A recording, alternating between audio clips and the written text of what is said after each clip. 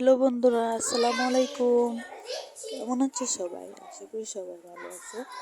আলহামদুলিল্লাহ, আমিও ভালো আছি। চলো ভিডিওটা শুরু করি। আজকে আমি ইলিশ মাছ ভাজা করব, আর বড় পুঁটি মাছ ভাজি করব, আর চিংড়ি মাছ ভাজি করব, আর হচ্ছে কার্পু মাছ ভাজি করবো। প্রথমে আমি ইলিশ মাছ ভেজে নেব, মশলা দিয়ে ভালোভাবে মেখে নিতে হবে। তারপরে আমি কড়াইয়ের মধ্যে দিয়ে ভালোভাবে মুচমুচে করে ভেজে নেব ইলিশ মাছ ভাজবো। তো দেখতে থাকেন। আমার ভিডিওটা আপনাদের কাছে ভালো লাগলে সাবস্ক্রাইব করে দেবেন। তারপরে আমি বড় পুঁটি মাছ ভেজে নেব ভালোভাবে মশলা দিয়ে মেখে। তারপরে ভেজে নেব মুচমুচে করে। দেখতে পাচ্ছেন আমি মশলা দিয়ে মেখে নিচ্ছি। এখন আমি একটা একটা করে ঘরের মধ্যে দিয়ে দিব।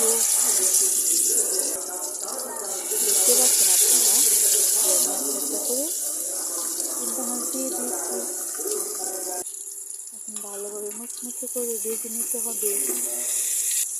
ওই পিঠ ভালোভাবে ভেজে নেব আমি।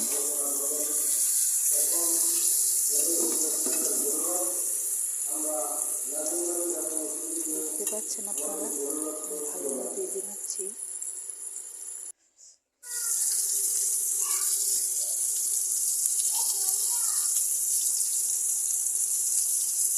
ভাজা শেষ আমার, দেখো কি সুন্দরভাবে ভেজে নিচ্ছি। এখন আমি কার্পু মাছ ভেজে নেব।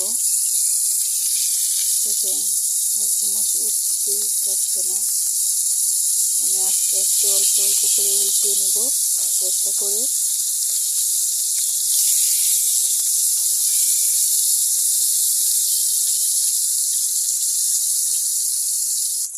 আমার মাছ ভাজা এটা শেষ প্রায়। এখন আমি চিংড়ি মাছ ভাজি করব। চিংড়ি মাছগুলো দেখে নিয়েছি।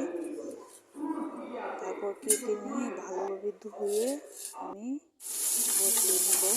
দেখতে পাচ্ছেন কি সুন্দর দেখা যাচ্ছে আমার চিংড়ি মাছ ভাজি রেসিপিটা। ভালোভাবে নাড়াচাড়া দিয়ে মুচমুচে করে নেব আমি চিংড়ি মাছ।